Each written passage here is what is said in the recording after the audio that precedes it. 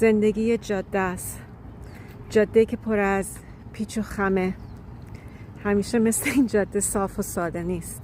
یا سر کارم یه چالنجایی داشتم که مجبور شدم کارو عوض بکنم.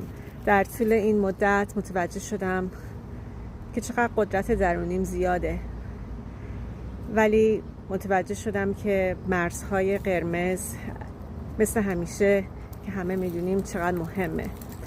مهم اینه که از خودم چجوری بتونم مراقبت کنم و بتونم از موقعیت‌ها استفاده برای رشدم بکنم.